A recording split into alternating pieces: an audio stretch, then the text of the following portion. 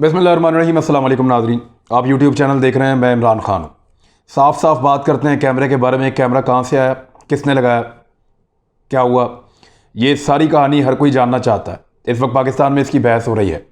मैं चंद सादा चीज़ें आपके सामने रख देता हूँ। नंबर एक ये कि अगर पाक फ़ौज ने इस इलेक्शन में मुदाखलत करनी होती तो उनके लिए बड़ा आसान था कि वो जिन लोगों को ख़रीदना चाहते हैं उनको ख़रीदें और उन्हीं को खुफिया कैमरे लगा दें और वो जाएं और जाकर अपना वोट साबित करें कि जनाब हमने आपको डाल दिया है। बेशुमार ऐसे खुफिया कैमरे हैं जिसको मैं, आप या बहुत सारे आम लोग या इंटरनेट के ऊपर जिनका किसी को पता भी नहीं है, बेशुमार ऐसे कैमरे हैं, बेशुमार ऐसी खुफिया चीज़ें हैं जिनके बारे में शायद हम जानते भी नहीं हैं, लेकिन एजेंसीज उनके साथ काम करती हैं, उनके साथ खेलती हैं।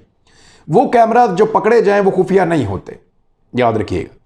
एक तो हम कहते हैं कि जी ISI दुनिया की बेहतरीन एजेंसीज में से एक है। इल्ज़ाम तो ISI पे लगा रहे थे ना, रात को जब बात कर रहे थे PMLN के लोग। क्या ये इत्तफाक है कि एक ही दिन के अंदर एक प्रेस कॉन्फ्रेंस आती है PMLN की जानिब से, ISI पे इल्ज़ाम लगाया जाता है कि उनके एक सेनेटर को ख़रीदने की कोशिश की गई, हाफिज़ अब्दुल करीम को। वो आकर बैठते हैं और बैठ के बताते हैं। फिर उसी दिन में इल्ज़ाम लगाया जाता है पाकिस्तान की एजेंसी पे कि मरीम नवाज़ को फ़ोन किया, गंदी गालियाँ दी और स्मैश करने की धमकी दी। फिर अगले ही दिन सुबह सुबह अपोजिशन के दो लोग एकदम बूथ में जाते हैं और जाते ही कैमरास पकड़ लेते हैं और वो कैमरास जो हैं वो सारे के सारे बेनकाब हो जाते हैं कि ये भी पकड़ा गया, ये भी पकड़ा गया, ये भी पकड़ा गया। और 4 कैमरास और एक बकौल उनके उन्होंने कुछ सुनने के लिए डिवाइस है वो भी पकड़ ली। शेरी रहमान कह रही हैं इसकी तो इंक्वायरी हो जाएगी। लेकिन क्या पाकिस्तान की खुफिया एजेंसियां या पाकिस्तान के खुफिया इदारे इस हद तक मफलूज हो गए हैं कि मुस्तफ़ा नवाज़ खोखर और मुसद्दिक मलिक, ये दो लोग उनको बड़े आराम से ट्रेस कर लें? यानी वो खुफिया एजेंसी जिसने कुलभूषण यादव को पकड़ा, वो खुफिया एजेंसी जिसके कारनामों को CIA मानती है, वो खुफिया एजेंसी जिसको इस पूरे खित्ते के अंदर कहा जाता है कि सबसे बेहतरीन इंटेलिजेंस एजेंसी जो है वो ISI है, और उन्होंने बहुत बेहतरीन काम भी किया है। और वो खुफिया एजेंसी जिसके ऑपरेशंस की वजह से पाकिस्तान वो वाहिद मुल्क है जो निकल गया दहशतगर्दी के खिलाफ लड़ाई में, जीतता हुआ निकल गया, उसको शिकस्त दी और कोई नहीं दे सका। अमेरिका अफगानिस्तान में मार खा के जा रहा है, रूस यहाँ से मार खा कर गया है, और जिस मुल्क ने दहशतगर्दी के खिलाफ लड़ाई लड़ी है या तो वहाँ लड़ाई चल रही है या उसको भागना पड़ा है। लेकिन पाकिस्तान वो दुनिया का वाहिद मुल्क है जिसने इसको मुकम्मल तौर पर शिकस्त दी है और जिसकी सारी दुनिया एतराफ़ करती है इस बात का। अमेरिकन्स कहते हैं, यूरोपियंस कहते हैं, इंडियंस भी मानते हैं, उनका मीडिया भी मानता है। तो एक ऐसी एजेंसी जब एक इलेक्शन को बग करना चाहे या वो ये चाहे कि उनको पता चले कि किसने किसको वोट डाला है, तो वो इस किस्म के बंदोबस्त करेगी कि मुसद्दिक मलिक और मुस्तफ़ा नवाज़ खोखर जाकर पकड़ लेंगे? मुमकिन नहीं है। ये इल्ज़ाम ISI की तौहीन है, और अगर ISI के किसी ऑफिसर ने ये किया है तो उसको नौकरी से भी निकालना चाहिए, उल्टा सजा भी देनी चाहिए कि एक इलेक्शन अगर तुम्हें कहा था कि तुमने जाके देखना है कि कैसे वो हो रहा है, तो ये तो कोई तरीका नहीं है कि इस तरह पकड़ा जाए। तो मुझे नहीं लगता कि पाकिस्तान की एजेंसियां इतनी बेवकूफ़ हैं और इतनी गई गुजरी और इतनी घटिया हैं कि उनके लगाए हुए कैमरे ये 2 सियासतदान, 2 सेनेटर्स जो हैं वो जाकर पकड़ लेंगे। ऐसा मुमकिन नहीं है। फिर हो क्या रहा है, हमें कुछ चीज़ों पर गौर करना पड़ेगा। देखिए, कैमरा कब लगाया जाता है? कैमरा तब लगाया जाता है जब किसी ने आपको यकीन दिलाया हो कि मैं इसको वोट डालूंगा और आपको यकीन ना आ रहा हो। मिसाल के तौर पे किसी ने यूसुफ रज़ा गिलानी को यकीन दिलाया कि मैं इसको वोट डालूंगा और यूसुफ रज़ा गिलानी को शक हो गया कि ये इसको नहीं डालेगा, कैमरा लगाओ। किसी ने यकीन दिलाया सादिक संजरानी को कि मैं इसको वोट डालूंगा और वो उसको वोट नहीं डाल रहा, कैमरा लगाओ। या किसी ने यकीन दिलाया हो पाकिस्तान की एजेंसियों को कि मैं इसको वोट डालूंगा और वो नहीं डाल रहा, कैमरा लगाओ, पता करो डालता या नहीं डालता, ताकि हमारे पास कल को इस बात का एक सबूत मौजूद रहे। मेरे ख्याल में पाकिस्तान की एजेंसियां अगर किसी को कहती हैं कि आप फलां को वोट डालें, तो जब वो फलां को वोट डालने जाता तो सबूत फराहम करना भी उसकी ही जिम्मेदारी होता। मिसाल के तौर पर अगर मुझे कहते हैं कि आपने वोट डालना है फलां शख्सियत को, मैं सेनेटर हूं, तो मुझे ही साबित करना पड़ेगा एजेंसियों के सामने जाके, जनाब मैंने वोट डाल दिया है। और उसके 1,00,001 तरीके हैं। और जो पॉलिटिकल पार्टीज़ के अंदर पुराने लोगों से मेरी बात होती है तो तरीके क्या है कि आपने ये वाले कोने में इस जगह पे करके इस एंगल के साथ आपने अपनी मोहर लगानी है, बस हम समझ जाएंगे ये आपका वोट है। दर्जनों तरीके हैं, क्योंकि यहां कई दहाइयों से ये धांधलियां हो रही हैं। इन धांधलियों का ये दोनों पॉलिटिकल पार्टीज यानी पीपल्स पार्टी और नून लीग हिस्सा रही हैं। वोट दिखा दिखा के तो डाले गए हैं बाज़ औक़ात। यहां पे सदारत के इलेक्शन में जरदारी साहब का इलेक्शन सबको याद है, कितना शोर मचा था तब जब वो सदर पाकिस्तान बने थे। तो इस बात को आप अपने दिमाग में रखें कि ये एजेंसियों की कार्रवाई नहीं हो सकती, और अगर उनकी कार्रवाई है तो डूब के मर जाना चाहिए एजेंसियों को कि इतनी इस तरह की कार्रवाई की है कि मुसद्दिक मलिक ने और मुस्तफा नवाज खोकर ने जाके पकड़ लिया है। तो इतनी औकात नहीं है किसी की कि अगर वो कोई काम डालें और इस तरह पकड़ा जाए, और वो इस किस्म के कैमरा इस्तेमाल करें जिनके इश्तिहार इंटरनेट पे मौजूद हैं कि जनाब ये वो छोटा सा जो है वो कैमरा है, ये इस तरह का कैमरा है, ये एक पेच बना हुआ है, ये इस तरह का इस तरह के कैमरे नहीं इस्तेमाल करते, बल्कि वो कैमरा उसी बंदे को देंगे जिसने जाके वोट डालना है, और वो जाके वोट डालेगा तो पता चल जाएगा। तो ये कैमरे तो मेरे ख्याल में ऐसे 10-12 साल पहले इस्तेमाल करना बंद कर दिए थे एजेंसियों ने, क्योंकि वो लेटेस्ट टेक्नोलॉजीज पे चले गए थे, नई चीज़ों पे चले गए थे। हमें आइडिया भी नहीं है कि वो कैसे देख रहे होते हैं। इवन मुझे भी थोड़े दिन पहले एक मेरा दोस्त है आईटी का, वो बता रहा था कि आपके पास जो मोबाइल फ़ोन होता है ये इसकी स्क्रीनिंग तक पहुंच गए हैं इंटेलिजेंस एजेंसीज के लोग। आप अपने मोबाइल फ़ोन पे जो जो देख रहे हैं, जो जो खोल रहे हैं, वो भी सेम टाइम में अपने सर्वर के ऊपर खोल के देख सकते हैं, अपने सिस्टम के ऊपर खोल के देख सकते हैं कि ये बंदा इस वक्त ये देख रहा है, ये देख रहा है, ये चैट कर रहा है, इससे बात कर रहा है, इससे बात, हर चीज़ उनकी एक्सेस में चली जाती है। इसलिए लोग ज़्यादा मोबाइल फ़ोन भी रखते हैं, कोशिश करते हैं, बदलते रहते हैं। तो बहुत सारे लोग अपने आप को बचाने की ऐसे कोशिश करते हैं। इसराइल के पास बहुत सारी एक्सेस है, आईफोन यानी उनके कंट्रोल में उसके बहुत सारे सॉफ्टवेयर, सैमसंग के कुछ सॉफ्टवेयर किसी और के कंट्रोल में है, हवावे जो है वो चाइना कंट्रोल करता है। तो ये दुनिया भर में लड़ाई तो उस लेवल पे पहुंच गई है। आप अभी तक वो खुफिया कैमरे छोटे छोटे वो पकड़ रहे हैं, नहीं, ये एजेंसियों का काम नहीं है। अब या तो ये काम किया है हुकूमत ने या ये काम किया अपोजिशन ने। अगर तो ये काम किया हुकूमत ने तो वो इमरान खान की वफादारी नहीं की जिसने भी किया है, बल्कि पाकिस्तान की एजेंसियों के साथ दगा हुआ, पाकिस्तान के इदारों के साथ दगा हुआ, क्योंकि मुंह काला हो रहा है इदारों का। जो एलिगेशन जा रहा है वो इदारों के ऊपर जा रहा है, और जो एलिगेशन जाएगा वो इमरान खान के ऊपर जाएगा। अगर तो ये किसी हुकूमती अहदेदार ने या सादिक संजरानी के किसी साथी ने या उनके किसी वाकफ ने या उनके किसी हमायती ने ये काम किया है, तो फिर उन्होंने अपना खोता खूह में फेंक दिया, फिर उन्होंने अपने पांव पे खुद कुल्हाड़ा मारा है। लेकिन अगर ये काम अपोजिशन ने किया है तो फिर बड़ी ज़बरदस्त स्ट्रेटेजी है उनकी। एक दिन पहले हाफिज अब्दुल करीम, उसके बाद मरियम नवाज साहबा को थ्रेट्स, गालियां, और उसके बाद अचानक आज सुबह दोनों लोग आते हैं, एक पीपल्स पार्टी का और एक नून लीग का। यानी ये आप कॉम्बिनेशन भी देखें ना, एक बंदा पीपल्स पार्टी का, एक बंदा नून लीग का, दोनों एक दम जाते, एक मरियम नवाज के करीब है, एक बिलावल, दोनों एक साथ जाते हैं और जाके कैमरे पकड़ लेते हैं।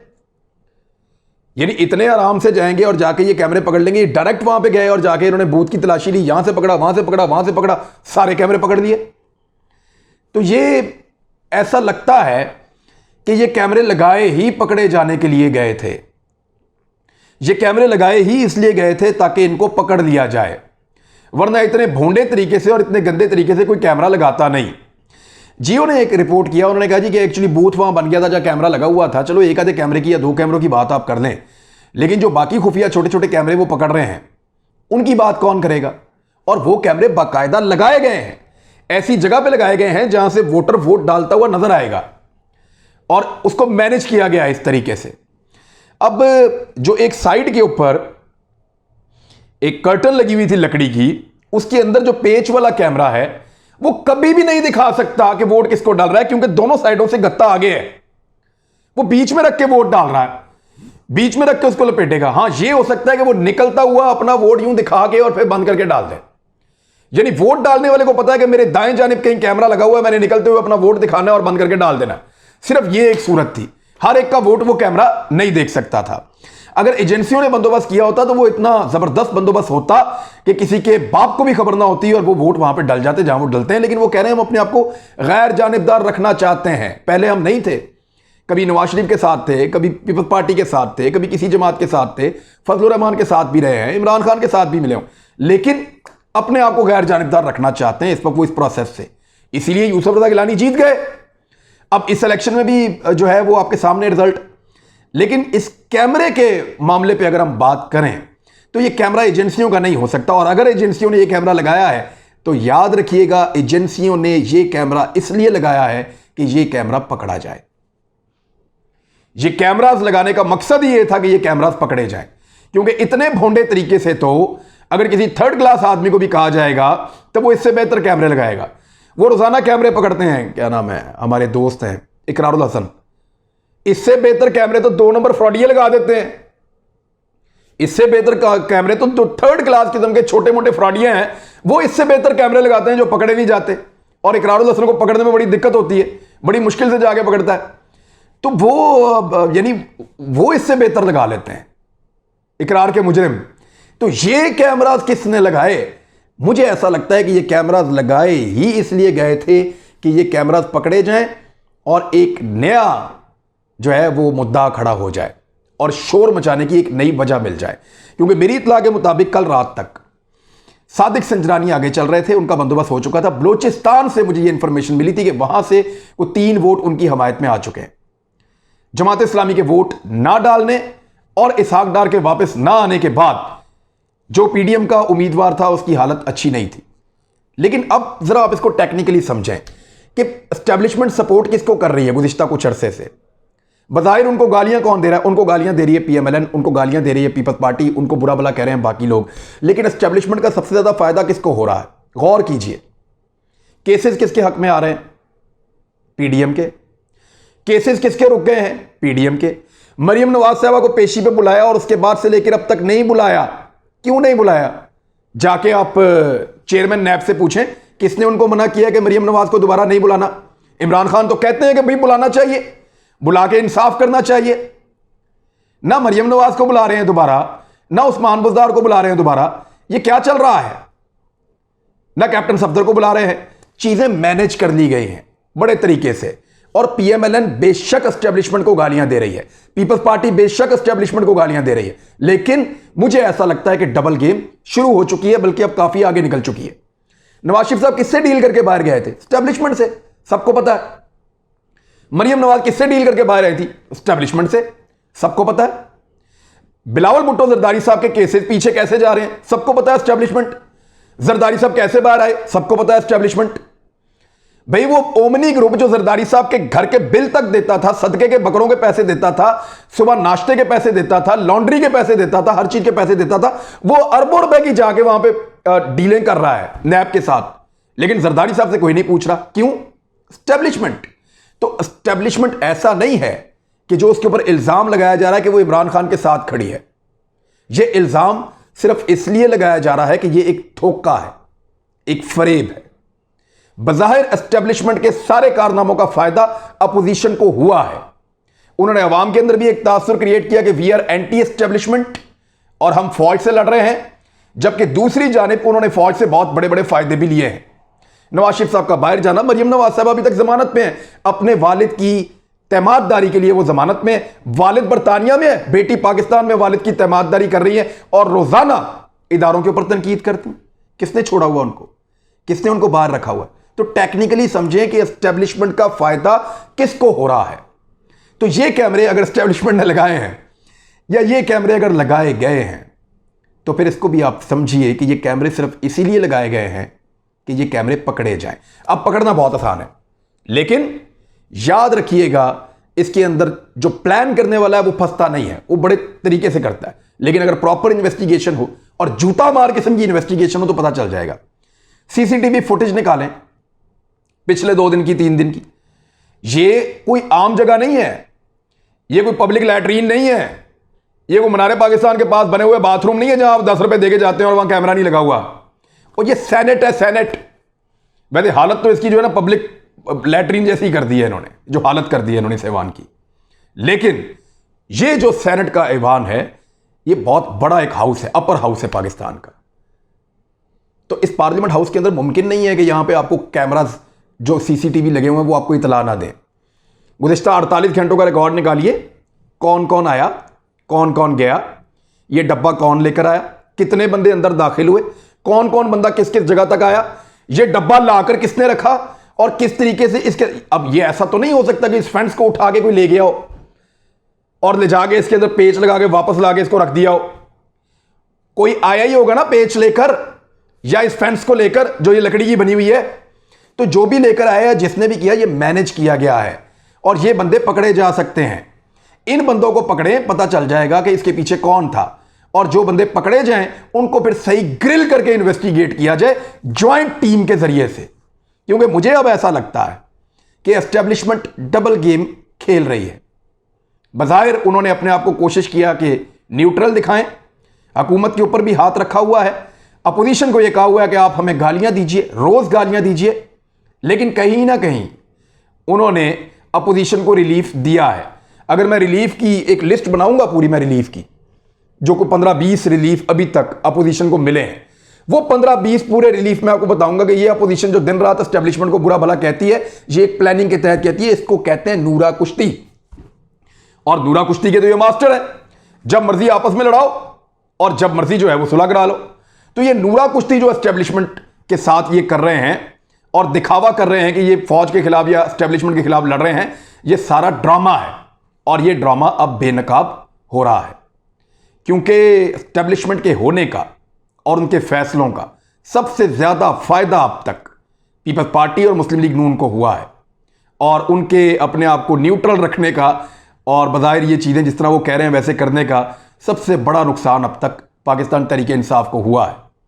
तो मैंने आपसे कहा था ये निज़ाम है, ये इमरान खान को हर हाल में निकालेगा। तो एस्टेब्लिशमेंट भी वही निज़ाम है काफ़ी हद तक। मैं पाक फौज के ऊपर कोई एलिगेशन नहीं लगा रहा, लेकिन मैं ये साफ कह रहा हूं जो दिखाई देता है।